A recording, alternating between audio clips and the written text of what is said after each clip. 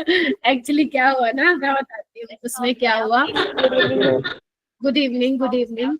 Actually उसमें तुम्हें कुछ एक दो क्वेश्चन एक्स्ट्रा दिख रहे होंगे और कुछ रिएक्शंस दिख रही होंगी जो मैंने नहीं कराई, राइट? हाँ, वो हुआ क्या ना, जब मैं तुम लोगों की क्लास ले रही थी ना, और फिर जब वो सेव करते हैं पीडीएफ, वो सेव ही नहीं हुआ। आप समझ रहे हो?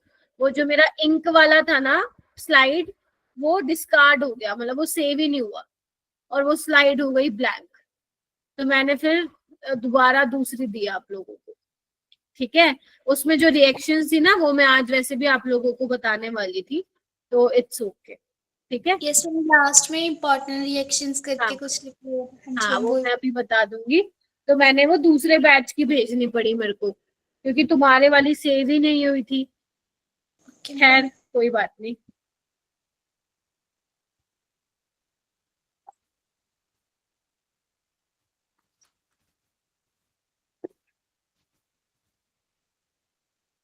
हरमीत आ गई? हरमीत, सुखजीत, सुहानी? Yes sir. सुहानी आ गई है बस। क्या बात, कितने बच्चे थे पिछली क्लास में? Any idea? 21 के अराउंड तो थे। अराउंड 30। 30? 30 से कम थे। यार बुरा हाल हो रखा है भाई तुम्हारे वाले बैच का, क्या करूं मैं। ठीक है मेरा बेटा, तो हम कल वाली क्लास में लेक्चर नंबर 6 है आज आपका, है ना? तो आज हम फाइनली इस चैप्टर को क्या कर यस मैम। देंगे, टाटा टाटा बाय बाय कर देंगे। लेकिन वो तो मेरी तरफ से होगा, तुम्हारी तरफ से कब होगा? जब तुम सारे मेरे दिए गए असाइनमेंट्स और मेरे दिए गए क्वेश्चंस कर लोगे, तो ये चैप्टर क्या हो जाएगा, खत्म हो जाएगा। ठीक है, सो मैं आप लोगों को कुछ यहाँ पे चीजें भी बताना चाहती हूँ। तो बेसिकली आज हम लेंथेनोइड्स हम करेंगे कंप्लीट एंड एक्टिनोइड्स करेंगे। एक्टिनोइड्स बहुत ज्यादा इंपॉर्टेंट नहीं है, सवाल लेंथेनोइड से आता है मेरा बेटा। ठीक है, लेकिन हम दोनों कर लेंगे। और कुछ ऐसी रिएक्शंस भी हैं जो एनसीईआरटी में नहीं है, KMnO4 और K2Cr2O7 की, बट वो पेपर में कई बार आ जाती है, तो उन रिएक्शन को भी एक बार मैं आप लोगों को बता दूंगी। ठीक है, तो ये सब हम जो है आज की क्लास में डिस्कस करने वाले हैं। लास्ट क्लास में हमने क्या कर लिया था? लास्ट क्लास में हमने सारी properties, reactions, potassium dichromate, potassium permanganate की वो सारी कर ली थी। आपको वो बहुत अच्छे से करना है बेटा। जितना भी चैप्टर आप लोगों को क्लास में करवाया जा रहा है, वो मतलब ये समझ के चलो कि हर क्लास में से जो भी खुशबू हम पढ़ा रही हैं, वहां से क्वेश्चन बनने के पूरे पूरे पूरे चांसेस हैं। ठीक है मेरा बेटा। अब देखो, हो सकता है कि तुम्हारे पंजाब में, यहाँ पे पंजाब के बच्चे और यूके के बच्चे हैं, राइट? तो आप लोगों के शायद अभी एग्जाम स्टार्ट होने वाले होंगे, if I am not wrong, या हो चुके? बारिश हुए नहीं है। के बाद में हो जाएंगे। बारिश के कारण हो रहे हैं। तो आप मेरी बात सुनना, जो भी मैं बोल रही हूँ, जितने भी यहाँ पे बच्चे बैठे हैं, अगर जो बच्चे असाइनमेंट करके दे रहे हैं तो आप देते रहिए। बट वो बच्चे जो कि थोड़ा सा कम असाइनमेंट दे पा रहे हैं, जैसे कुछ बच्चे हैं, मैं नाम नहीं लूंगी, सबको पता है हम तुम लोग कितने असाइनमेंट्स दे पा रहे हो, मैं आपको ये सजेस्ट करूंगी कि अगर आपके स्कूल के एग्जाम्स भी हैं तो आप उसके लिए प्लीज एनसीईआरटी पे फोकस करिए, है ना? उसके क्वेश्चंस लगाइए और आपसे जितने असाइनमेंट सोल्व हो रहे हैं उतने आप करके दो। जैसे मान लो लेट से कि आज मनीषा मैम ने आपको एक फिजिक्स का असाइनमेंट दिया है, बट अगर मान लो जैसे हम टीचर्स बोलते हैं कि नेक्स्ट डे आप हमें वो असाइनमेंट दे दीजिए, है ना, यही बोलते हैं ना हम लोग। अगर इनकेस मान लो वो आपका नेक्स्ट डे नहीं होता असाइनमेंट कंप्लीट, तो बिल्कुल भी टेंशन मत लेना। आप बस टीचर को पर्सनल ग्रुप में बोल देना कि मैम आज मैंने ये असाइनमेंट नहीं दिया है, इसका रीजन ये है। Getting my point? तो सभी टीचर्स जो है समझेंगे, ऐसा नहीं है कि तुम्हें डांट लगा देंगे, लेकिन प्लीज टीचर को मत मौका दिया करो ताकि वो आपको बोले बेटा असाइनमेंट नहीं आ रहे, असाइनमेंट नहीं आ रहे। अगर कोई जेन्युइन प्रॉब्लम, बहाना नहीं मारना, बहाना मारोगे वो टीचर को पता लग जाएगा, बट अगर जेन्युइन प्रॉब्लम है तो प्लीज आप लोग अपने टीचर्स को बता दो कि तुम्हारा एग्जाम आने वाला है या जो भी है, मैं तुम्हें थोड़ा सा रिलैक्सेशन दे दूंगी। मतलब मैं क्या, सभी टीचर्स दे देंगे।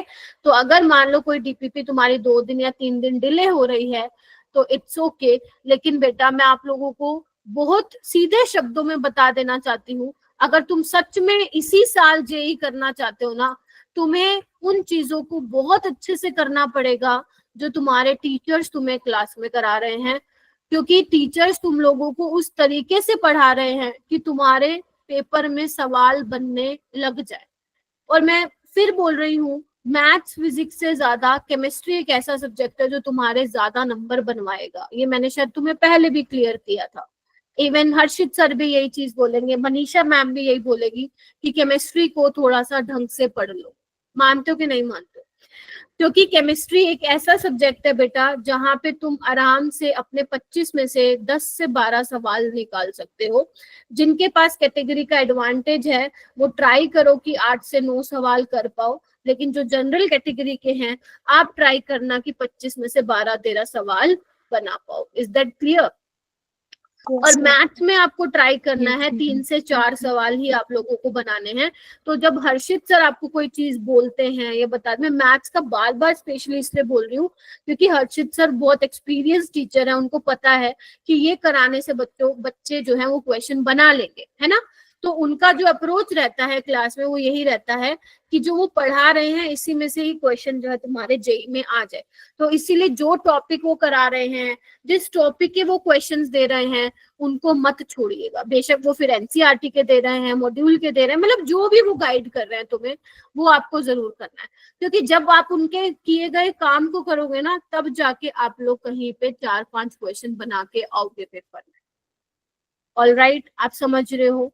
बिकॉज मैथ्स होता ही सब्जेक्ट ऐसा है, मैथ्स में टीचर पढ़ाता ही इस तरीके से है कि आप लोगों के वहां पे इतने तो बन जाए। क्योंकि अगर आप लोगों के इतने क्वेश्चन बन जाते हैं तो भाई आप 90 परसेंटाइल से ऊपर पहुंच चुके हो। Getting my point?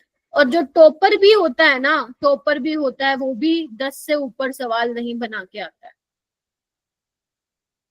Chemistry scoring करनी है आपको, केमिस्ट्री में आपको स्कोर करना है, ठीक है। सो अपने आज कितने चैप्टर कंप्लीट हो जाएंगे? आज अपने टोटल 5 चैप्टर जो है कंप्लीट हो जाएंगे। और तुम्हारा नेक्स्ट क्लास में क्या होगा फिर?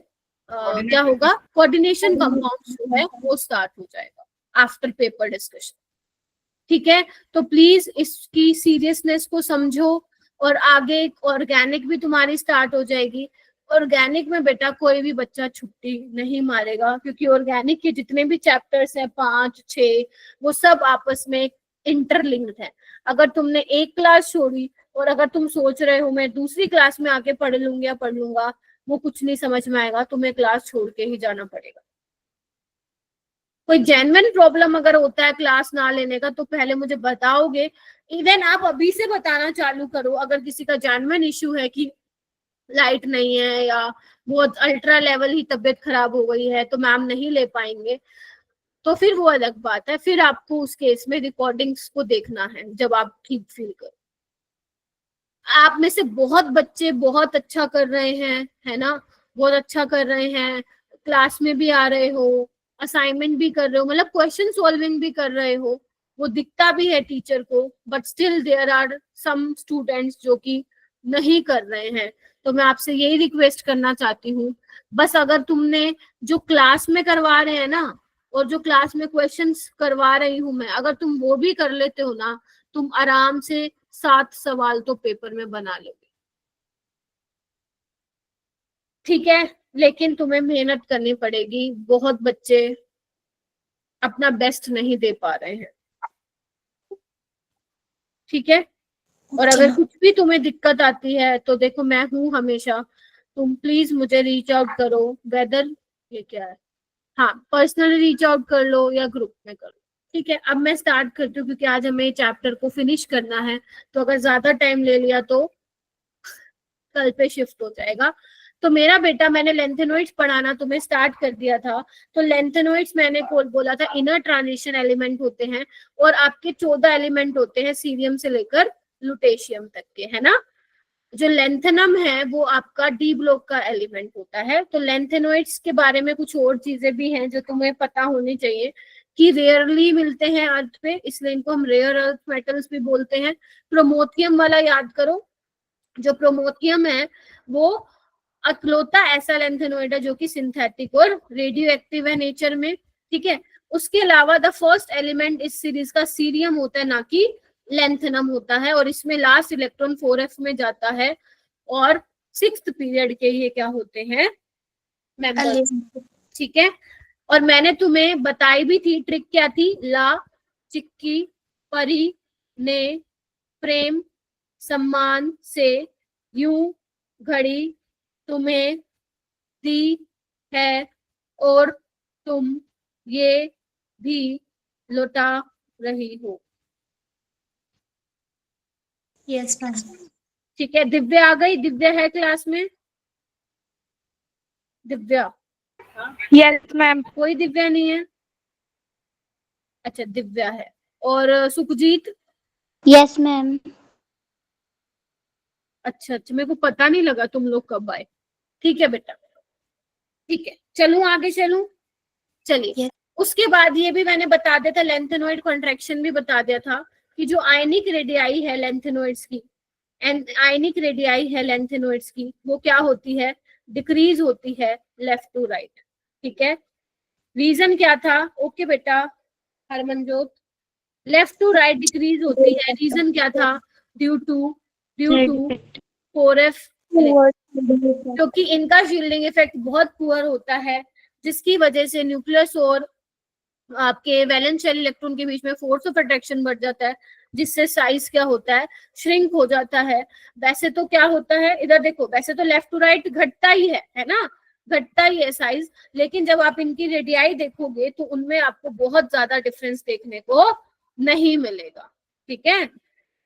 ओके, और यही रीजन है, लेंथेनॉइड कॉन्ट्रैक्शन ही रीजन है कि जिसकी वजह से आपके जो 4d और 5d एलिमेंट्स के जो मेंबर्स होते हैं उनकी जो रेडियाई है वो क्या होती है, ऑलमोस्ट सिमिलर होती है, ऑलमोस्ट आइडेंटिकल होती है ना।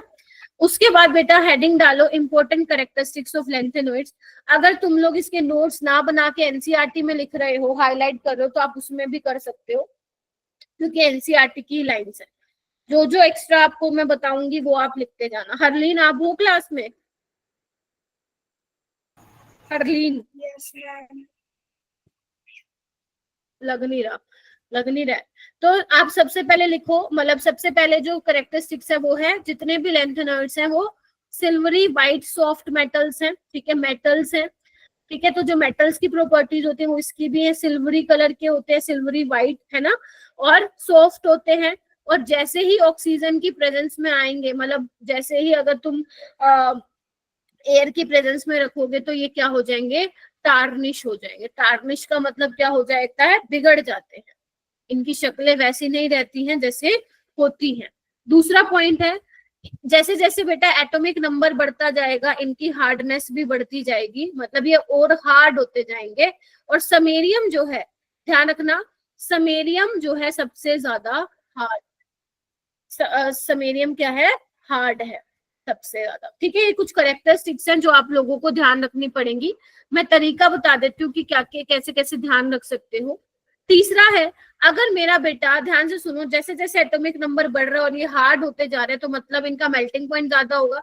तो इनका मेल्टिंग पॉइंट का जो रेंज होता है, आपको रेंज याद नहीं करनी है, 1000 से 1200 केल्विन। देखो बाकी सारे लेंथेनॉइड्स का तो ये रेंज रहता है, मतलब इस रेंज में वो मेल्ट होंगे, लेकिन समेरियम क्योंकि ज्यादा हार्ड है तो उसका मेल्टिंग पॉइंट भी क्या है बेटा, ज्यादा। मैं बाद में तुम्हारा टेस्ट भी लूंगी, ठीक है, मैं टेस्ट भी लूंगी ओरल, तो प्लीज ध्यान से सुनते जाइए, ठीक है। समेरियम ज्यादा हार्ड, और आपको पता ही है जैसे जैसे नंबर ऑफ अनपेयर्ड इलेक्ट्रॉन बढ़ते हैं तो हार्डनेस बढ़ती जाएगी, ठीक है।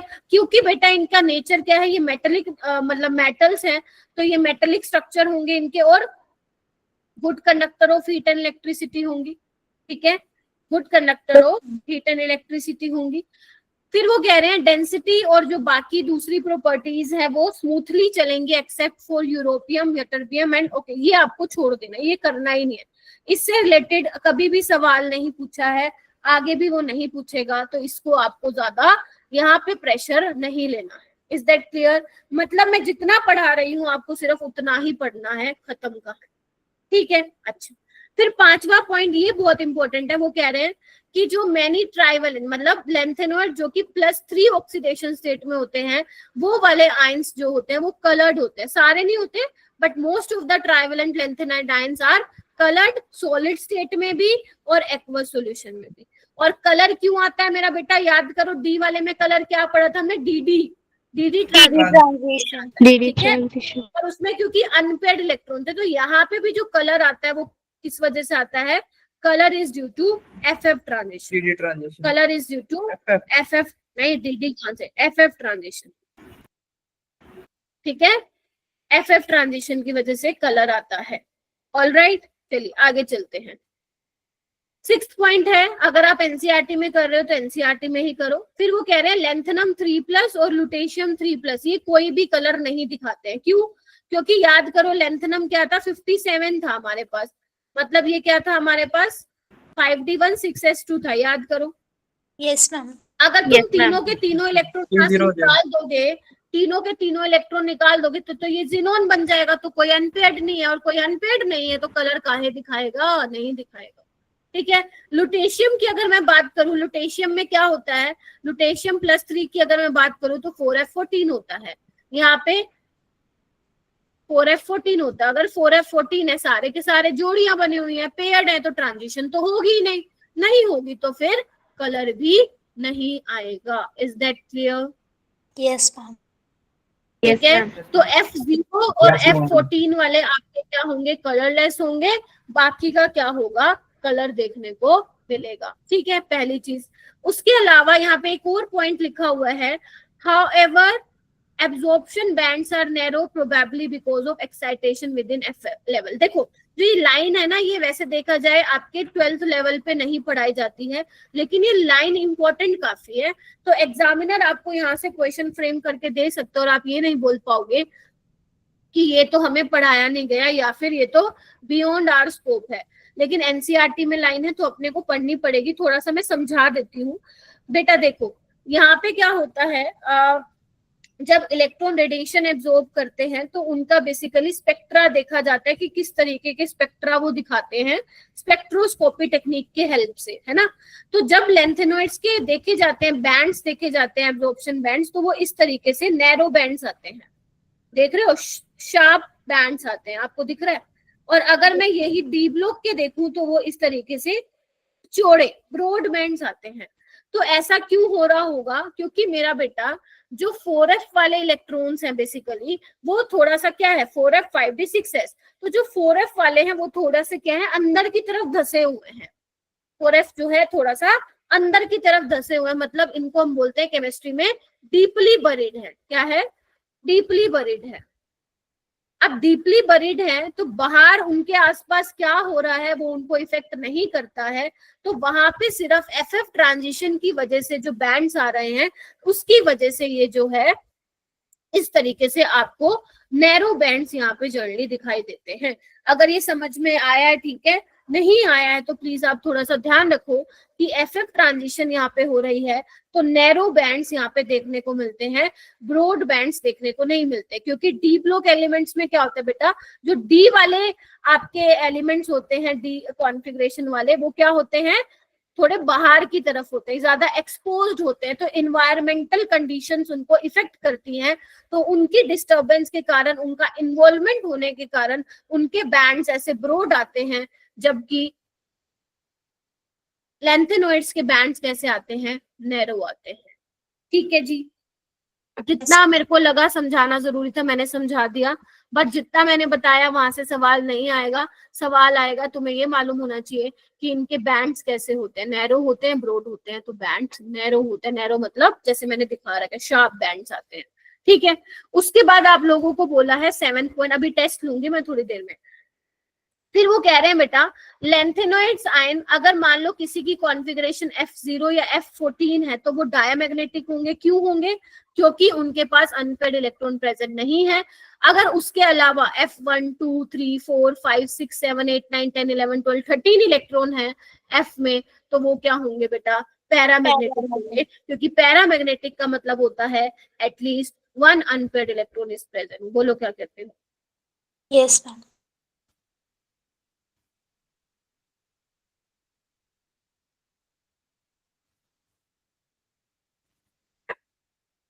ठीक है। Yes, ma'am. 8 पॉइंट क्या बोलता है? 8 पॉइंट बोल रहा है कि जो फर्स्ट आयनाइजेशन एनर्जी देखने को मिली है लैंथेनोइड्स की, वो मिली है 600 किलो जूल, और सेकंड देखने को मिली है वो अराउंड 1200।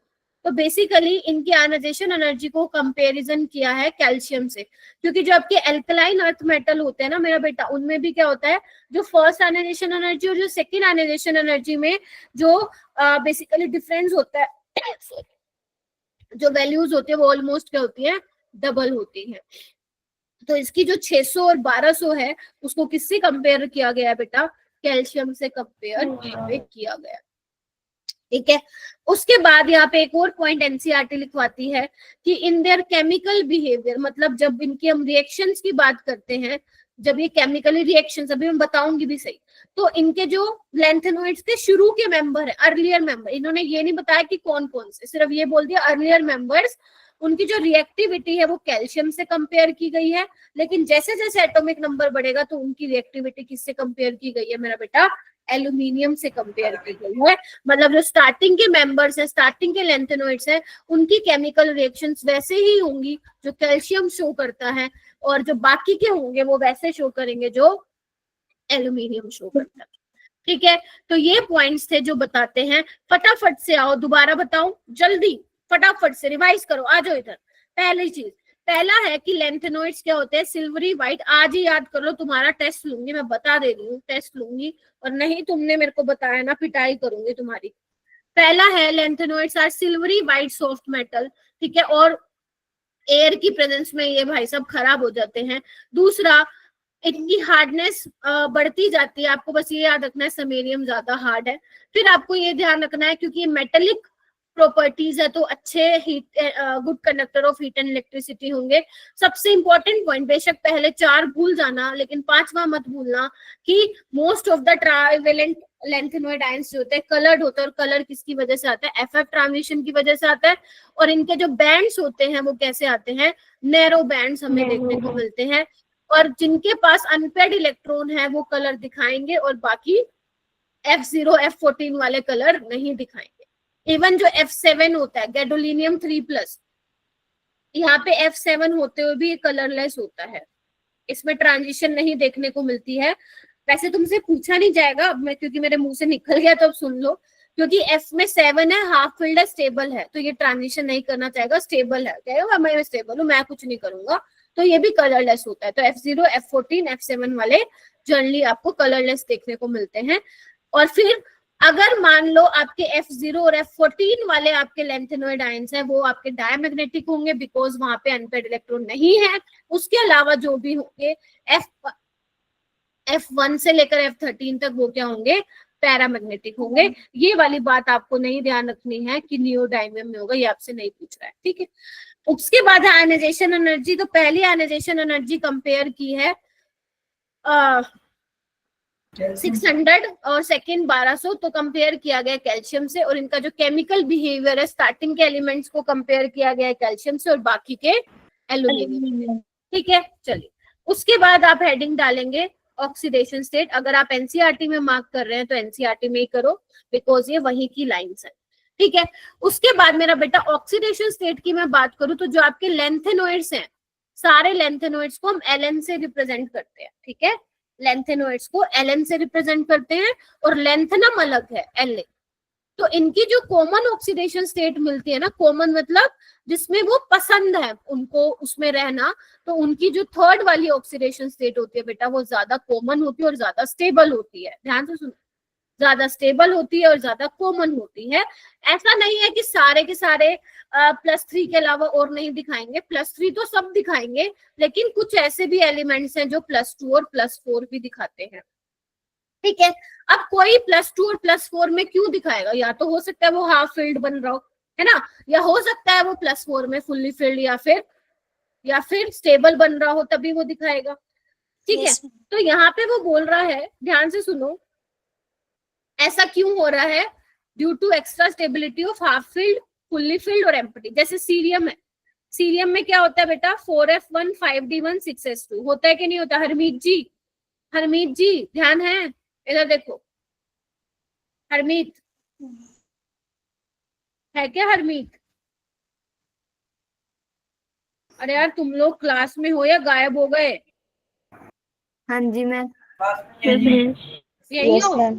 ठीक है, Yes, ma'am. मेरे को लगता है पता नहीं उड़ गए तुम तो कहीं पे। तो अगर मान लो सीरियम+4 की बात करूं, तो यहाँ से 2 इलेक्ट्रॉन यहाँ से जाएंगे, यहाँ से पूरा खाली कर दिया तुमने, और ये नोबल गैस बन गई। तो मतलब सीरियम+3 में तो रहेगा ही रहेगा, साथ में +4 भी दिखा सकता है। Getting my point? बोलो। Yes ma'am. Yes ma'am. ठीक है, और ध्यान रखना अगर सीरियम+4 में है तो ये वो स्ट्रॉन्ग ऑक्सीडाइजिंग एजेंट की तरह भी बिहेव करता है। क्यों करता है? काहे करता है? बिकॉज ऑक्सीडाइजिंग एजेंट मतलब होता है जो दूसरों को ऑक्सीडाइज करे और खुद को रिड्यूस Reduce करे। करें. अगर अब एक बात बताओ, खुद को रिड्यूस वो क्यों करेगा? क्योंकि उसकी जो मोस्ट कॉमन और मोस्ट स्टेबल ऑक्सीडेशन स्टेट है वो +3 है। तो अगर वो +4 में है तो वो +3 में जाना चाहेगा कि नहीं जाना चाहेगा? बिल्कुल जा सकता है, जाना चाहेगा। दैट इज वाई जो सीरियम+4 है वो उसको मौका मिलेगा तो वो +3 में जाएगा इलेक्ट्रॉन गेन करने के बाद। दैट इज वाई सीरियम+4 जो है स्ट्रॉन्ग ऑक्सीडाइजिंग एजेंट की तरह बिहेव करता है। Is that clear? तीसरा पॉइंट है कि सीरियम अगर +4 में होता है तो वो एनालिटिकल एजेंट की तरह भी बिहेव करता है। एनालिटिक एजेंट क्या होता है? वही जो आप टाइट्रेशन करते हो ना, उसमें आप सीरियम को भी, बेसिकली सीरियम भी यूज होता है टाइट्रेशन में, बस यही दिया हुआ है यहाँ पे। उसके अलावा बोला हुआ है जो आपके परसियोडाइमियम है, नियोडाइमियम है, टर्बियम है, डिस्प्रोसियम है, ये भी +4 ऑक्सीडेशन स्टेट में दिखाई देते हैं, लेकिन सिर्फ और सिर्फ ऑक्साइड्स में, जैसे MO2 टाइप के ऑक्साइड्स में। बिकॉज यहाँ पे क्या है, मेटल की ऑक्सीडेशन स्टेट +4। तो अगर ऑक्साइड्स बन रहे हैं सिर्फ वहीं पे ये +4 दिखाई देंगे, अदरवाइज +3 में ही रह के खुश होंगे। Is that clear? Yes, ma'am. ठीक है, उसके बाद है यूरोपियम। यूरोपियम +2 वो कह रहे हैं कि अच्छा रिड्यूसिंग एजेंट है। बोलो क्या कहते हो? ऐसे ही टर्बियम +2 दोनों ही क्या है? रिड्यूसिंग एजेंट है। सोच के देखो ऐसा क्यों? सोच के देखो, सारे बच्चे सोच के देखो। क्योंकि यूरोपियम और यटर्बियम +2 में क्या है? पहली बात तो स्टेबल कॉन्फ़िगरेशन है। यूरोपियम की है 4f7, यटर्बियम +2 में है मेरा बेटा 4f14 में, है ना? तो ये स्टेबल है, तो इन ऑक्सीडेशन स्टेट में ये रह सकते हैं। लेकिन ये मत भूलना इनकी मोस्ट कॉमन कौन सी ऑक्सीडेशन स्टेट है? +3। तो ये रिड्यूसिंग एजेंट की तरह बिहेव कर सकते हैं, मतलब ये खुद को क्या कर सकते हैं? ऑक्सीडाइज कर सकते हैं। एक इलेक्ट्रॉन लेके ये +3 में जा सकते हैं। हाँ जी, प्रतीक, रविंदर हो के नहीं हो क्लास में? गुरविंदर, मयंक, आकाश, सो गए क्या? सो गए क्या? कहाँ से बात कर रहे हो तुम मेरे से? बताओ भाई।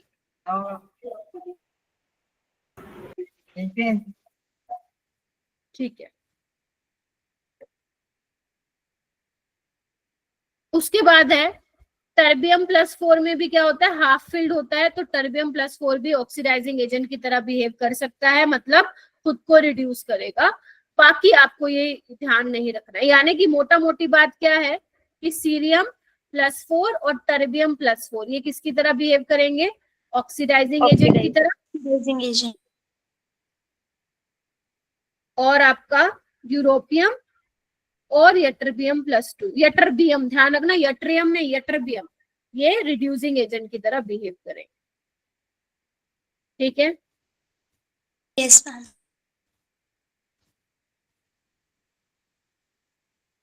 हो गया? पक्का? आइए, उसके बाद है लेंथेनॉइड कॉन्ट्रैक्शन के क्या क्या कारण है? लेंथेनॉइड कॉन्ट्रैक्शन के क्या क्या कारण है? सबसे पहले तो यही है कि सेपरेशन ऑफ लेंथेनॉइड्स, बोलो,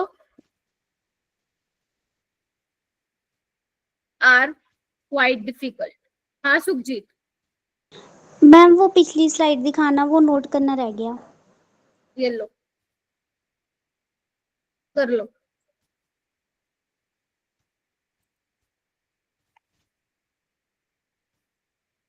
मैम हो गया। हो गया?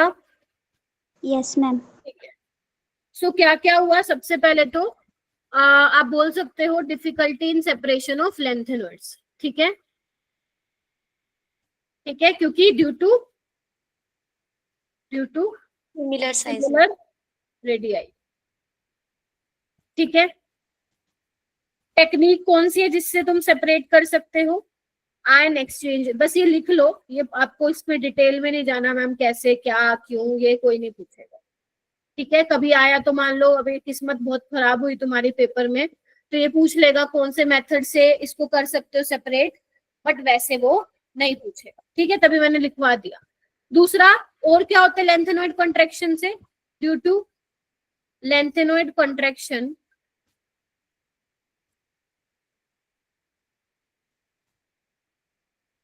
ओवरशील्डिंग इफेक्ट, रेडियाई ऑफ, बेटा माइक म्यूट करो, radii of 4D and 5D series are similar. बोलो। हाँ जी प्रतीक जी, समझ में आया क्या बोला मैंने? आया क्या? बोलो। पक्का? कहाँ बैठे हो तुम? कितने हो? चलो हो गया, तो ये दो मेन है, ठीक है। उसके अलावा ओके, एक पॉइंट और भी था, यहाँ पे लिखवा देती हूँ, वो कंसिक्वेंसेज में नहीं है, वो अलग है, ठीक है। Basic character of lanthanoids, basic character of lanthanoids. देखो, अगर मैं लेंथेनम से लुटेशियम तक जाऊं तो अपने को ये बताना है कि बेसिक कैरेक्टर बढ़ेगा या घटेगा। बेटा सोच के देखो, बेसिक का मतलब क्या होता है कि कितनी जल्दी सॉल्यूशन में तुम्हें OH नेगेटिव आयंस मिल रहे हैं। Getting my point? अब एक बात बताओ, OH नेगेटिव है सब में, छोटा होता है वो, है ना, उसका इतना बड़ा साइज नहीं है। लेंथेनम सबसे बड़ा है, तो लेंथेनम और OH के बीच में बॉन्ड वीक है, तो इजिली OH नेगेटिव मिल जाएगा। जबकि लेफ्ट टू राइट जा रहे हो तो साइज घट रहा है। अब घट रहा है तो OH भी छोटा, लुटेशियम भी छोटा, बॉन्ड स्ट्रॉन्ग है तो OH आसानी से नहीं निकल पाएगा। तो लेफ्ट टू राइट क्या होता है मेरा बेटा? बेसिक कैरेक्टर घटता है, ठीक है, बेसिक कैरेक्टर घटता है। क्लियर? Yes ma'am. पक्का clear? Yes, ma'am. Yes ma'am. ठीक है, बहुत बढ़िया। उसके अलावा एक पॉइंट और लिख सकते हो, कहाँ पे लिखोगे? जगह है क्या? नहीं, जगह तो नहीं है, यहाँ पे लिख लेती हूँ, तुम लोग वहीं पे लिखो पॉइंट्स बना बना के। लेंथेनॉइड्स, जो लेंथेनॉइड्स हैं does not show variable oxidation state. तुम बस ये सोच लेना, जो मैम लिखवा रही है ना वो हमारे जेई के जिस शिफ्ट में तुम बैठोगे वहां पे सवाल आ सकता है, बस ऐसे सोच के पढ़ाई करो। और नहीं समझ में आया तो पूछो मेरे से। Lanthanoids does not show variable oxidation state, क्यों नहीं शो करता? सोचो, तुमने अगर नोटिस किया या तो वो +3 दिखा रहा है कोई, या +2 +4, उससे ज्यादा नहीं दिखा रहा है ना, नहीं दिखा रहा। ऐसा क्यों होता है? बिकॉज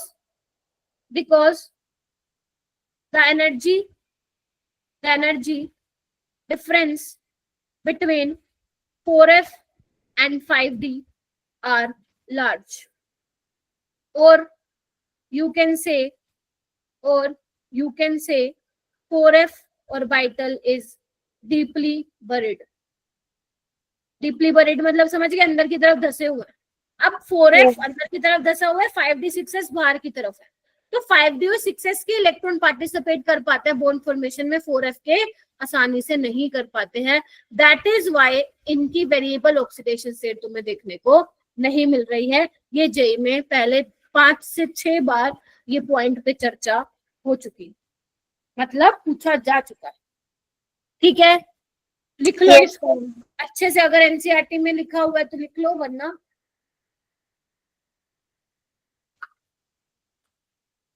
लिखा हुआ है हाईलाइट करो, नहीं लिखा हो तो नोट डाउन करो, ठीक है मेरा बेटा। तो ये थे तुम्हारे लेंथेनर्स। उसके बाद ये यूजेस हैं, ये यूजेस बेटा तुम्हें रीड करने हैं।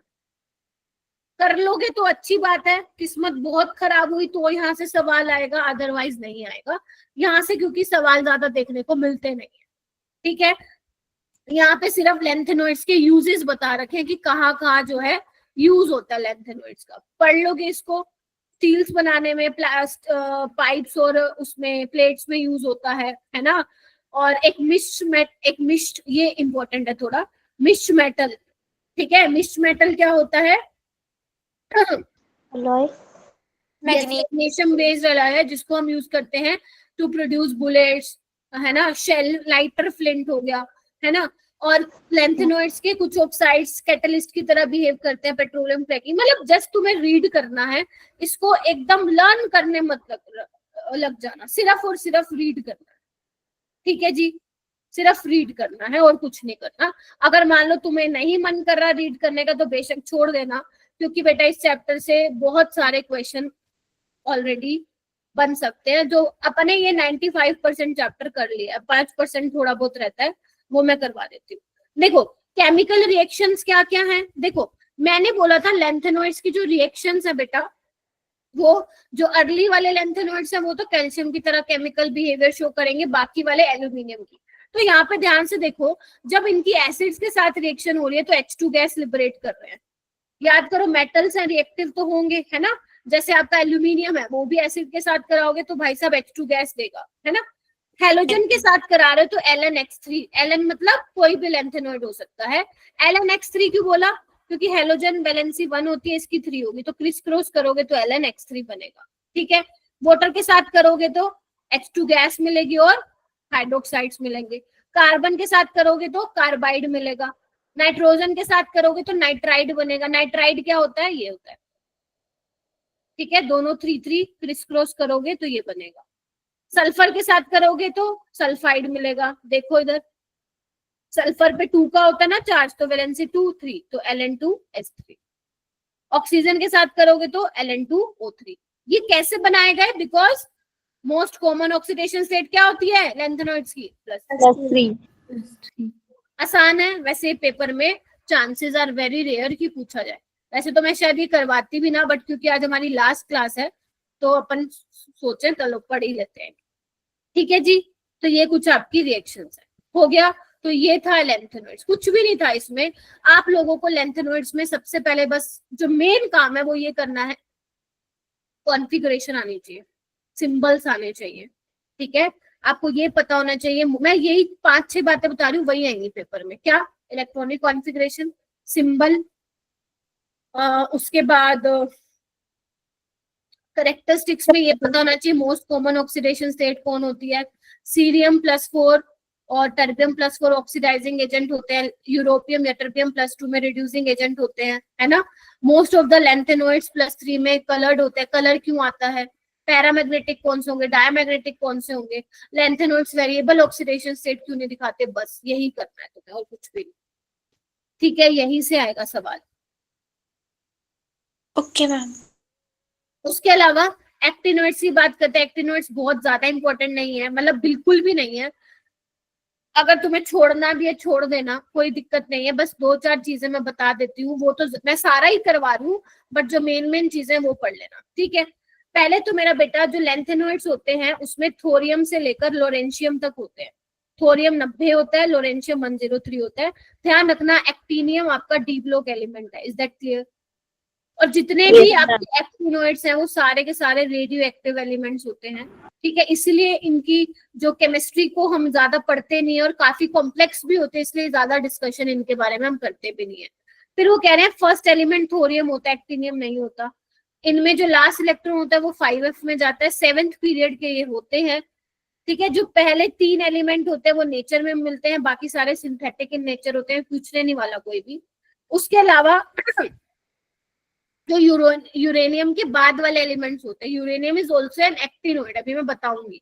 उसके जो बाद वाले एक्टिनोइड्स होते हैं उनको हम बोलते हैं ट्रांस यूरेनिक।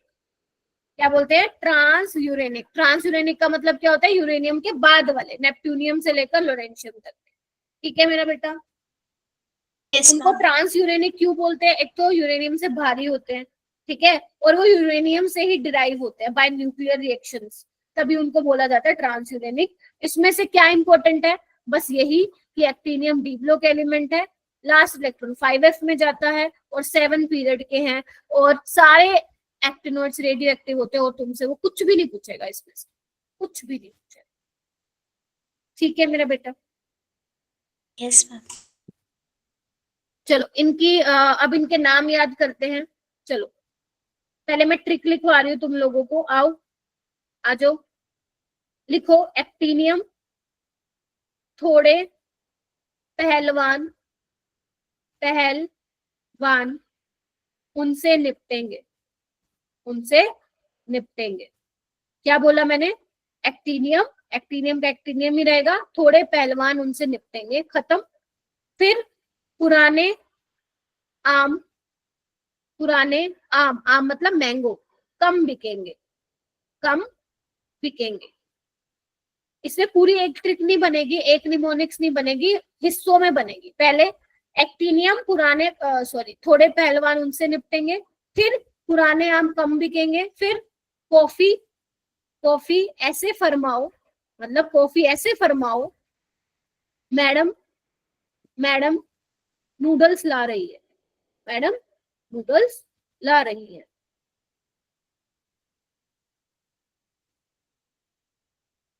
मुश्किल है, कोई नहीं, सीख जाओगे। फटाफट इसको लिख लो, फिर समझाती हूँ।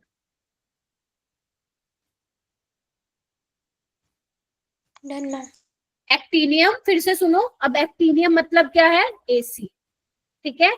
थोड़े मतलब थोरियम, पहलवान मतलब प्रोटेक्टियम, पीपीए, उनसे मतलब यूरेनियम, निपटेंगे मतलब नेपट्यूनियम।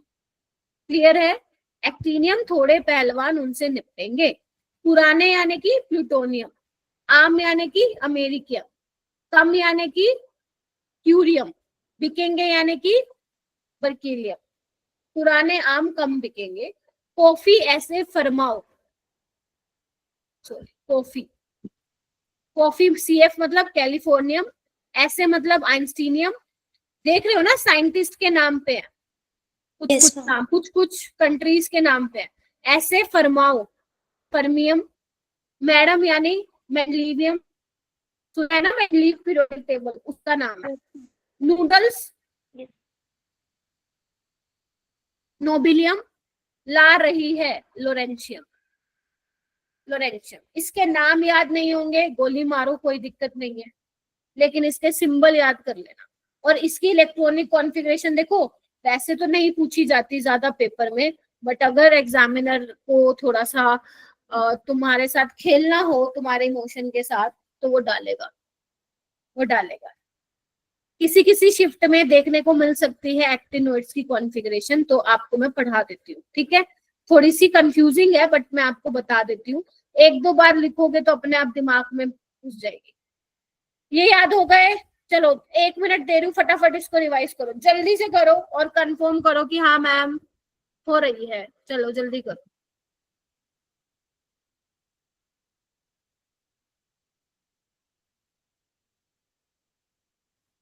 Done, ma'am. करो सारे बच्चे।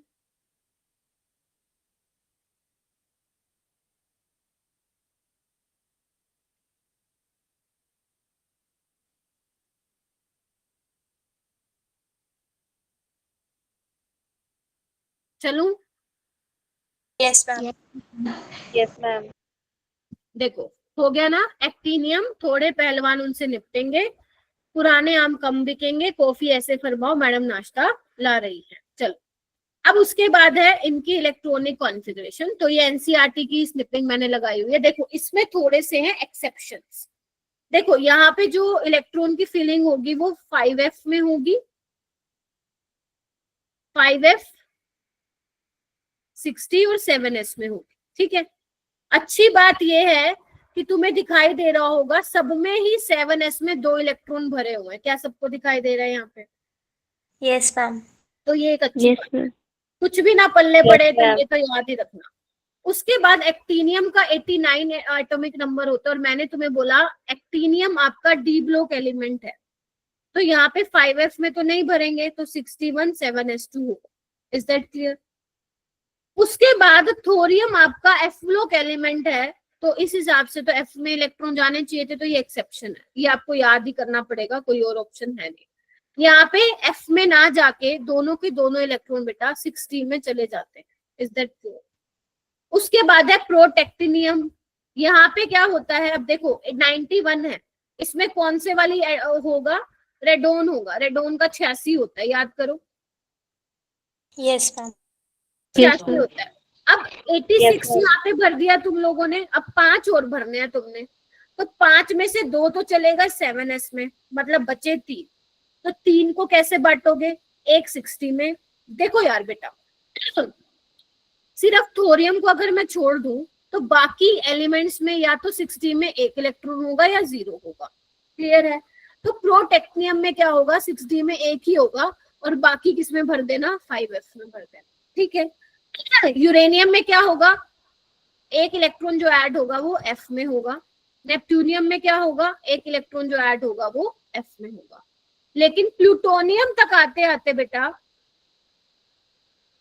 6d में कोई इलेक्ट्रॉन नहीं आएगा, सारे के सारे f में भर जाएंगे। मैम ये तो बड़ा कंफ्यूजिंग है। देखो इसको कैसे याद रखना, कोई चीज जब ज्यादा से कम में जाती है तो अपन ऐसे बोलते हैं ना, ऐसे कम हो गई, बोलते हैं ना ऐसे, कम हो गई। तो आप देखो एक्टिनियम में आवाज आ रही है मेरी? Yes, Yes, ma'am. ma'am. तो एक्टिनियम में देखो, इधर आओ, एक्टिनियम में है 61, थोरियम में है 62, प्रोटेक्टिनियम में 61 है, यूरेनियम में 61 है, नेपच्यूनियम में है। तो आप ऐसे ध्यान रखो, एक्टिनियम से नेपच्यूनियम तक हम जा रहे हैं, धीरे धीरे धीरे धीरे प्लूटोनियम तक पहुंच जाएंगे तो 6d का खात्मा हो जाएगा, 6d का खात्मा हो जाएगा, 6d में एक भी इलेक्ट्रॉन नहीं भरा जाएगा। Is that clear? ऐसे याद कर सकते हो। क्या बोला, एक्टिनियम से जब आप जा रहे हो प्लू मतलब ऐसे, मतलब समझ रहे हो ना थोड़ा सा, प्लूटोनियम तक जाते जाते 6d का खात्मा हो जाएगा, तो प्लूटोनियम में 6d में एक भी इलेक्ट्रॉन नहीं भरेगा। इज दैट, ऐसे आप ध्यान रख सकते हो। अगर इससे बेटर मिलता है वैसे करो। अमेरिकम में क्या होगा, 5f7 हो जाएगा। क्यूरियम में क्या होगा, अब तुम्हें पता है 5f7 स्टेबल होता है, हाफ फिल्ड होता है, तो एक इलेक्ट्रॉन कहाँ शिफ्ट हो जाएगा फिर, 6d में, क्लियर है? उसके बाद 5f9 10 11 12 13 14 कोई दिक्कत नहीं। लोरेंशियम में f में मैक्सिमम 14 इलेक्ट्रॉन आ सकते हैं, तो एक कहाँ पे जाएगा फिर, ऑटोमेटिकली 60 में जाएगा, D में. D में. बस ये करना है तुम्हें। सोचो थोड़ा सा, कर सकते हो ना? एक्टिनियम थोरियम, ऐसे Yes, मत करो, ऐसे करो, एक्टिनियम थोड़े पहलवान उनसे निपटेंगे। मैम थोड़े में तो, थोरियम में तो 60 में 2 आ रहे हैं, ठीक है? अच्छा, फिर उसके बाद प्लूटोनियम पे जाते जाते हमारा खात्मा हो रहा है 60 का, ठीक है? तो इस तरीके से तुम्हें याद रखना है। उसके अलावा अगर मैं इनकी ऑक्सीडेशन स्टेट की बात करूं, अगर मान लो कोई +3 में है तो पहले आप 7s से निकालोगे इलेक्ट्रॉन, फिर अगर 60 में है तो वहां से निकालोगे, फिर 5f से निकालोगे। तो इस तरीके से तुम इनकी कॉन्फ़िगरेशन, आयंस की भी कॉन्फ़िगरेशन निकाल सकते हो। क्या इतना समझ में आया बच्चों? Yes, ma'am. पक्का? Yes, ma'am. हाँ जी, हाँ, प्रतीक, रविंदर जी, महकदीप, मनप्रीत है क्या? मनप्रीत, Ma'am. मनप्रीत है, अंशिका है, यस मैम। जश्नप्रीत, जश्नप्रीत है, यस मैम। डिम्पल, विवेक, गुरविंदर, नवजोत, नवदीप, आंचल, सौम्या, Yes, ma'am. कृपा, Yes, हर्ष, ma'am. दीप्ति, चलो यस मैम। Yes, ma'am. चलिए अब हम बात करते हैं इनकी एटॉमिक और आयनिक रेडियाई की। तो बेटा इनका भी यही है, क्या कि लेफ्ट टू राइट जो आयनिक रेडियाई है वो घटती है ना? आयनिक रेडियाई क्या होती है, एटॉमिक एंड आयनिक रेडियाई घटती है due to poor shielding effect of 5f electrons, Yes. और इसी को हम क्या बोलते हैं, this is called actinoid contraction. Actinoid contraction,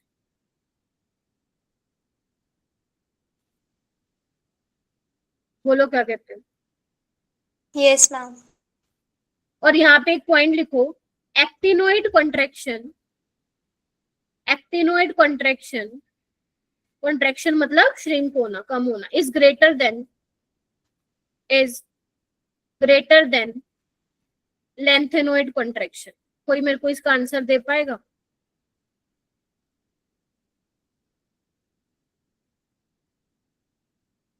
ऐसा क्यों?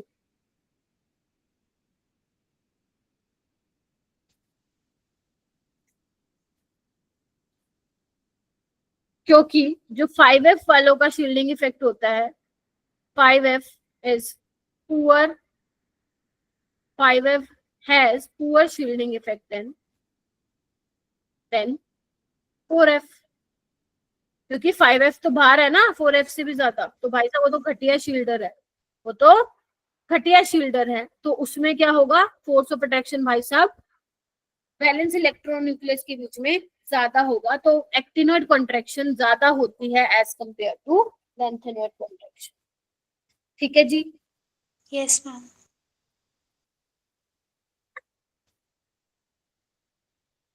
उसके बाद लिख लिया है क्या? Yes, ma'am. Yes ma'am. Yes, ma'am. उसके बाद है इनकी भी ऑक्सीडेशन स्टेट थोड़ी सी इंपॉर्टेंट है। एक तो यहाँ से देखा गया क्वेश्चन आता है ऑक्सीडेशन स्टेट पे, नहीं तो इलेक्ट्रॉनिक कॉन्फिगरेशन पे। तो अगर तुम नजर दौड़ाओ तो इनकी ऑक्सीडेशन स्टेट काफी ज्यादा है। देखो ना, ये नेपटूनियम भैया जी और जो प्लूटोनियम भैया जी हैं वो 7 तक ऑक्सीडेशन स्टेट दिखाई दे रही है इनकी, देखो। Yes, ठीक ma'am. है, और जैसे तुम यहाँ पे जा रहे हो 6543, यहाँ पे जा रहे हो तो कम हो रही है। यानी कि इसमें तुम्हें याद क्या रखना है कि मोस्ट कॉमन ऑक्सीडेशन स्टेट क्या है, वही +3 है ना। मोस्ट कॉमन ऑक्सीडेशन स्टेट क्या है एक्टिनोइड्स की, +3 है। ठीक है, और एक्टिनियम ऐसा है जो सिर्फ +3 दिखा रहा है, नेपटूनियम और प्लूटोनियम +7 दिखा रहे हैं। देखो, उसके अलावा तुम्हें और कुछ याद नहीं करना है इसमें। Most common oxidation state actinium कौन से ऑक्सीडेशन स्टेट दिखा रहा है, और सबसे ज्यादा कौन दिखा रहे हैं, नेपटूनियम और प्लूटोनियम। क्लियर है? Yes, ma'am. अच्छा, रीजन क्या है? Yes, ma'am. रीजन क्या है why they are showing variable oxidation state?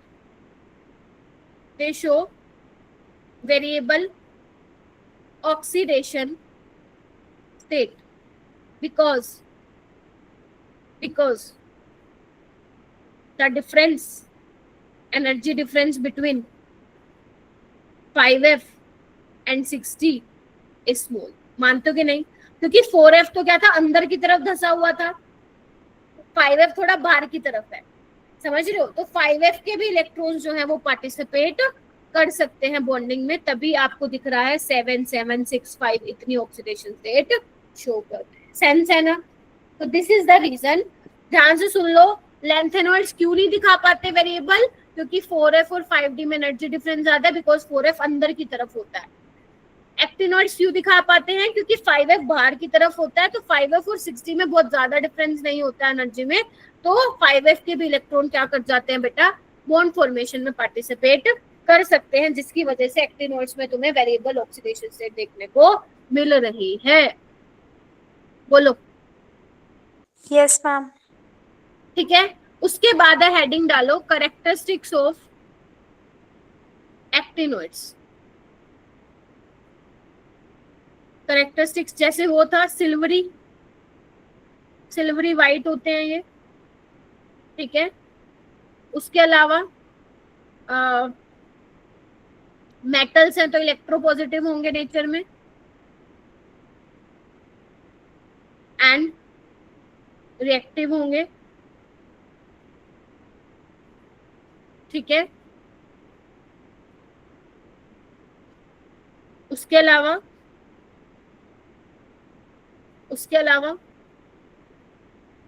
Colour show करेंगे, ठीक है। कलर क्यों आएगा, colour is due to FF transition. बोलो। Yes, ma'am. F0 और F14 वाले क्या होंगे, कलरलेस होंगे, ठीक है, और डायमैग्नेटिक भी होंगे ये।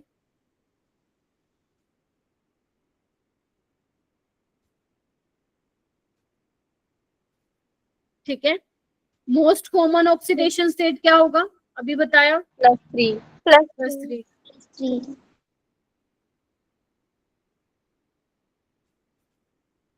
लिख लिया? अच्छा, उसके अलावा एक पॉइंट और एनसीईआरटी लिखती है, अर्ली एक्टिनोइड्स, अर्ली मतलब जो स्टार्टिंग के एक्टिनोइड्स हैं, has lower first ionization energy. ये देखने को मिला एक्सपेरिमेंटली, मैं तो तुम्हें जस्टिफाई कर रही हूँ। Has lower first ionization energy than lanthanoids. ऐसा क्यों हुआ होगा, थोड़ा सोचे। Because 5F is more exposed, है ना, than 4F। 4F अंदर की तरफ धसी हुई है ना, Yes, ma'am. ठीक है। या यू कैन से, और यू कैन से, या we can say 5F is less penetrating, है ना, वो न्यूक्लियस के ज्यादा पास है 4F as compare to 5F। That is why so electron can be removed easily from 5F। बोलो क्या कहते हैं। Yes, ma'am. सोच लो, समझ। आई नो बेटा ये थोड़ा चैप्टर है ऐसा बकवास, लास्ट में आते आते बड़ी बेकार चीजें हो जाती है इसमें, बट क्या करें, जो हमें स्कोर दिला सकता है और इतना मुश्किल नहीं है तो हमें वो पढ़ लेनी चाहिए बेटा, ठीक है। आई नो बहुत सारी चीजें हैं इसमें, तो ये मत सोचना कि आप लोग बस क्लास में पढ़ लिए और खत्म, आपको रिवाइज करना पड़ेगा इसको। और सबसे अच्छा तरीका है रिवाइज करके क्वेश्चन लगाओ, इससे बढ़िया कोई बात नहीं हो सकती, ठीक है। चलिए आइए, अब इसके बेटा यूजेस हैं। अब ये यूजेस किसके काम के हैं ये तुम्हें ही पढ़ने हैं, बट मैं थोड़ा सा बता देती हूँ कि क्या है यहाँ पे। एक तो तुम ये याद कर लेना कि जो टाइटेनियम ऑक्साइड है वो पिगमेंट डाई की इंडस्ट्री में यूज होता है, थोड़ा बहुत याद कर लेना ऐसे। MnO2 तुम्हें इलेक्ट्रोकेमिस्ट्री में पढ़ते हो, ड्राई बैटरी सेल में यूज होते हैं, ठीक है। उसके अलावा जो ग्रुप 11 के एलिमेंट्स है, कॉपर सिल्वर गोल्ड, वो कॉइन्स में बनाने में हेल्प करते हैं, मतलब कॉइन्स बनते हैं, कॉइनेज मेटल्स भी उनको बोलते हैं, ठीक है। उसके अलावा आप लोगों को ये भी याद रखना है, जो सिल्वर यूके कॉइन्स होते हैं वो कॉपर निकल के एलॉय होते हैं, ये थोड़ा याद रख लो। जो V2O5 है वो क्या करता है, कॉन्टेक्ट प्रोसेस में यूज होता है in the manufacture of sulphuric acid, मैंने बता दिया था। जिगलर नाटा कैटलिस्ट याद करो, बताया था मैंने, Yes, ma'am. Manufacture of polythene. Iron के कैटलिस्ट कहाँ यूज होते हैं, हैबर प्रोसेस में यूज होते हैं, ये भी बता दिया था मैंने। निकल के कैटलिस्ट तुमने बचपन में पढ़ा होगा 9th-10th में, जो निकल के कैटलिस्ट है वो हम हाइड्रोजनेशन में यूज करते हैं, Yes, ma'am. Hydrogenation of fats में, ठीक है। फिर उसके बाद एक वेकर प्रोसेस भी होता है। वेकर प्रोसेस क्या होता है, वेकर प्रोसेस में बेसिकली क्या होता है, इथाइन से इथेनॉल बनता है।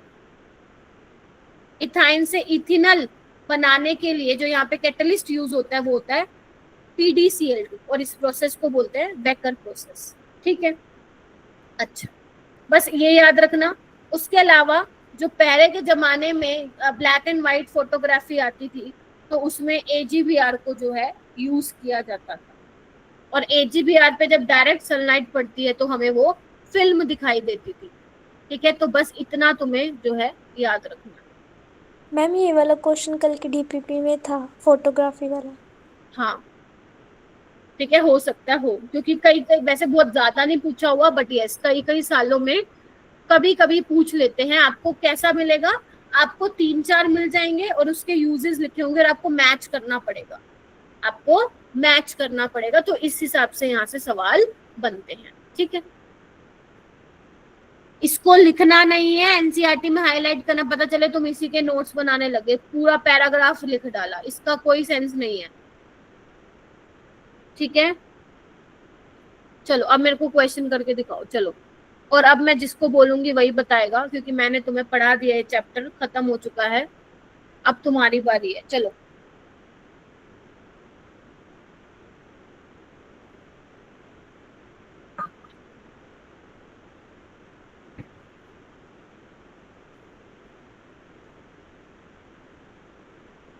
सुखजीत आप बताओ इसका आंसर क्या होगा। पहला ठीक है, क्या सारे मेंबर्स एक्टिनोइड के रेडियो एक्टिव होते हैं सुखजीत? यस मैम, करेक्ट है। ओके, दूसरा वाला ठीक है क्या? Electrons are gradually accommodate in 5f energy subshell, yes ma'am. ये भी ठीक है। यस लेकिन मैम। ये बताओ क्या ये करेक्ट एक्सप्लेनेशन है? नो मैम, ये नहीं पता, बस करेक्ट है ये पता है। एक बात बताओ, रेडियो एक्टिव को एक्सप्लेन कर पा रही है क्या? ये वाला रीजन नहीं कर पा रही है ना, तो इसलिए करेक्ट एक्सप्लेनेशन नहीं होगी। क्लियर है ना? रीजन कहाँ बता पा रहा है? रीजन 5f से तुम ये बता दोगे क्या 5f में भरते तो रेडियो एक्टिव है? ऐसे तो लेंथनर्स में 4f में भरते हैं, वो थोड़ी ना रेडियो एक्टिव। Yes ma'am. तो this is not correct explanation. Harmeet, आप ये बताओगी क्वेश्चन? सौम्या, नेक्स्ट वाला तुम बताओगी। क्वेश्चन नंबर 6, हरमीत आंसर दो।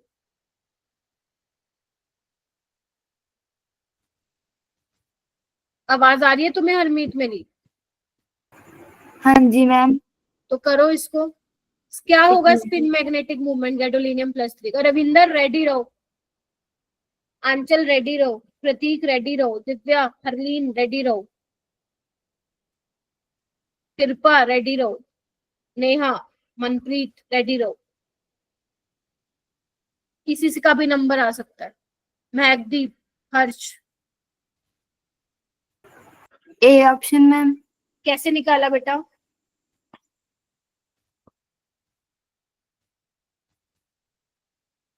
बताओ बताओ, कौन सा फॉर्मूला लगाया? हरमीत, हरमीत बताओ हाँ कौन जी सा मैम। फॉर्मूला लगाया? मैम एन एन n+2 वाला। ये वाला? हाँ जी मैम। और एन को क्या रखा है यहाँ पे तुमने? मैम 7 एम्पियर इलेक्ट्रॉन थे। गूगल से तो नहीं देखा ना? नहीं मैम। पक्का? हाँ जी। ट्रस्ट कर लूं? हाँ जी। ठीक है, ये वाला क्वेश्चन नेक्स्ट बताओ। रविंदर, आप बताओ, नेक्स्ट वाला आप बताओ रविंदर।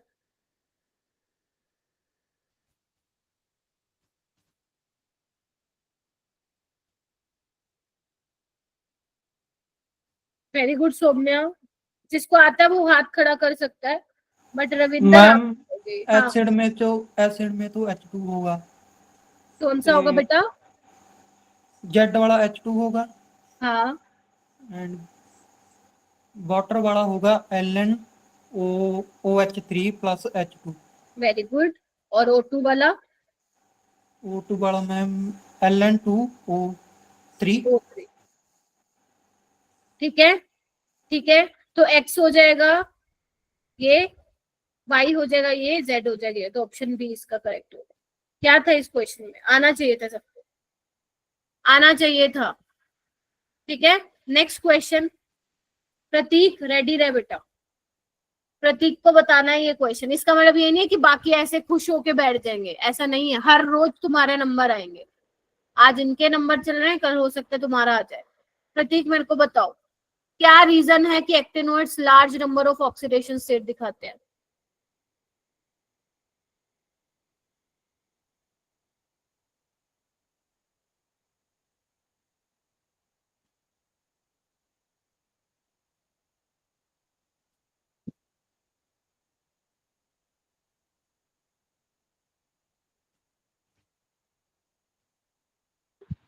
Ma'am lesser energy. हाँ बताओ ये प्रतीक, आवाज नहीं आ रही तुम्हारी। जिसका हो रहा है ऑप्शन। ए ऑप्शन, ठीक है क्या? सुहानी ठीक है? Mehakdeep, yes ma'am. Very good. Yes ma'am. Lesser energy difference होता है 5 और 60 में। चलो ये वाला करो, 2023 का सवाल। इनमें से कौन से अच्छे ऑक्सीडाइजिंग एजेंट है? और किसी ने अगर गूगल यूज किया तो भाई साहब खैर नहीं है उसकी, मैं बता दे रही हूँ। इसमें एक्चुअली ना ये यहाँ पे टर्बियम +2 कर लो। वरना मोर देन 1 करेक्ट हो जाता। यस, हैंड रेज करिए सारे बच्चे, शाबाश, वेरी गुड मेरे बच्चों, वेरी गुड। प्रिंस, हर्ष, सुखजीत, रविंदर, महकदीप, सुहानी, रविंदर, मनप्रीत कहाँ गई? सौम्या कहाँ गई? सौम्या, आंचल कहाँ गए? Very good. दिव्या, दिव्या आप बताइए। Ma'am C option. Very good, cerium +4 is the correct one. अच्छा चलो ये वाला करो। इनमें से डायमैग्नेटिक कौन से होंगे? चेक करो, चेक करो बच्चों, डायमैग्नेटिक कौन से होंगे?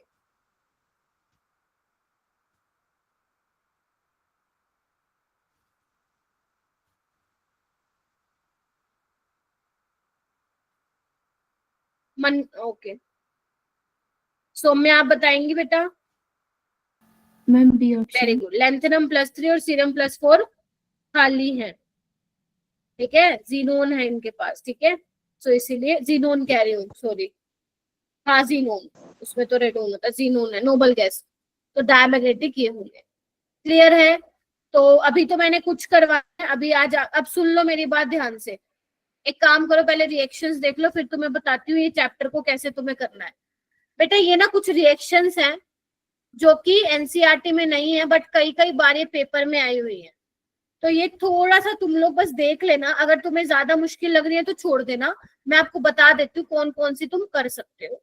एक तो पहली वाली करनी है कि जब KMnO4 को हम कंसंट्रेटेड सल्फ्यूरिक एसिड के साथ ट्रीट कराएंगे मेरा बेटा, तो वहां पे एक एक्सप्लोजिव कंपाउंड मिलेगा, ग्रीन ऑयल मिलेगा, और उस ग्रीन ऑयल का नाम क्या है? Mn2O7। ये एनसीईआरटी एग्जाम्पलर का भी क्वेश्चन है, एक बार जेई में भी आया था, तो ये रिएक्शन सबको याद होनी चाहिए, ठीक है। कि जब KMnO4 की रिएक्शन कंसंट्रेटेड सल्फ्यूरिक एसिड के साथ कराओगे तो ग्रीन ऑयल का कंपाउंड का ग्रीन ऑयली कंपाउंड मिलेगा जो कि एक्सप्लोजिव होगा। एग्जामिनर पूछेगा बताओ वो कौन सा है, तो Mn2O7। ये मैंने शायद बताया भी था तुम्हें, बताया भी था। इसमें MnO ब्रिज बॉन्ड होता है ना, टेट्राहेड्रल होता है, कोवलेंट कंपाउंड होता है, डीपाई पीपाई बॉन्डिंग होती है, याद करो बताया था, और Mn+7 में होता है, और +7 में है तो D0 होगा इसमें, ठीक है। चलिए आइए इसके बाद बात करते हैं सेकंड। ये वाली रिएक्शन भी करनी है आपको। जब आप पोटेशियम परमैंगनेट की रिएक्शन SO2 के साथ कराते हो तो SO2 रिड्यूसिंग एजेंट होता है। क्यों? क्योंकि सल्फर की मैक्सिमम ऑक्सीडेशन स्टेट +6 होती है, तो ये अपने आप को ऑक्सीडाइज कर सकता है, तो ये अपने आप को ऑक्सीडाइज करके तो सल्फेट में चला जाता है, और इसको रिड्यूस करके ये Mn+2 में ये चला जाता है। और ध्यान रखना, पहले जो परमैंगनेट पर्पल कलर का था अब वो कलरलेस हो गया है, तो SO2 ने क्या किया? पर्पल कलर को किसमें चेंज कर दिया? कलरलेस, कलर उड़ चुका है, ठीक है। चलिए थर्ड वाली रिएक्शन में कल तुम्हें ऑलरेडी बता चुकी हूँ, अगर तुम्हें याद हो तो H2O2 के साथ रिएक्शन करा रहे हो तो O2 मिल रहा है, याद करो, ये मैं ऑलरेडी बता चुकी हूँ, ठीक है। उसके अलावा फोर्थ वाली रिएक्शन तुम्हारी मर्जी है, ऑप्शनल है, करना है करो वरना छोड़ भी सकते हो। इसमें ये है कि अगर तुम पोटेशियम डाइक्रोमेट को कंसंट्रेटेड और ठंडा, मतलब कंसंट्रेटेड H2SO4 ले रहे हो लेकिन वो कोल्ड कंडीशन में है, थोड़ा तुमने उसको बीकर को जो है आइस बाथ में रख दिया तो वो ठंडा हो गया, तो आपको वहां पे ब्राइट ऑरेंज रेड प्रेसिपिटेट मिलेंगे, और वो किसके होते हैं? CrO3 के होते हैं। तो ये ऑप्शनल है, करना है करो नहीं तो नहीं, सी पहले 3 कर लेना, ठीक है। उसके बाद ये करनी है, ये इंपॉर्टेंट है, ये आपकी जेई में आई हुई है। अगर आप हॉट कंसंट्रेटेड H2SO4 लेते हो तो बेटा वहां पे ग्रीन कलर का कंपाउंड मिलता है, और वो जो ग्रीन कलर आता है वो किसकी वजह से आता है? क्रोमियम सल्फेट की वजह से आता है, और यहाँ पे क्रोमियम +3 होता है, ठीक है। अच्छा ये भी बहुत इंपॉर्टेंट है। अगर तुम पोटेशियम डाइक्रोमेट की रिएक्शन बेटा एसिडिक मीडियम में करते हो H2O2 के साथ, तो वहां पे आपको एक डीप ब्लू कलर का कंपाउंड मिलता है, डीप गहरा blue colour, intense blue colour, और वो कलर आता है बेटा CrO5 की वजह से। और CrO5 का स्ट्रक्चर होता है बटरफ्लाई स्ट्रक्चर। क्या होता है? बटरफ्लाई स्ट्रक्चर, इस तरीके से। और ध्यान रखना क्रोमियम यहाँ पे +10 में नहीं है, क्रोमियम यहाँ पे +6 में है, देखो ये पेरोक्साइड लिंकेज है, दिख रहा है ना, बताया था ना मैंने, ये वाली पेरोक्साइड लिंकेज होती है। Yes ma'am, oh yes ma'am. Oh very good मेरा बेटा। तो -1 -4 माइनस, यानी कि -4 और -2, तो इस पे कितने का आ जाएगा? +6। अगर किसी ने ज्यादा दिमाग दौड़ाया, इधर आओ, किसी ने ज्यादा दिमाग दौड़ाया और यहाँ पे तुम ये लिख के आ गए, चाटा लगा दो। +10 कहाँ होती है भाई? मैक्सिमम 6 तक जाती है ऑक्सीडेशन स्टेट, ठीक है, तो ये नहीं करना। तो बस तुम्हें यही करना है, यानी कि ये वाली 2 रिएक्शन करनी है, 5वीं और 6ठी, और पहली 3 करनी है, बस चौथी छोड़ दो। अब तुम कहोगे मैम बचा ही क्या, बचा ही क्या, 4th वाली छोड़ दो, बाकी कर लेना, बाकी कर लेना, ठीक है। अब मेरी बात ध्यान से सुनो, इस चैप्टर में पढ़ना क्या है तुम्हें, सारा चैप्टर खत्म करवा दिया मैडम ने 6 लेक्चर में, तुम्हें क्या पढ़ना है, तुम्हें क्या पढ़ना है, आके आओ इधर आओ। तो यहाँ पे जो इम्पोर्टेंट टॉपिक्स हैं,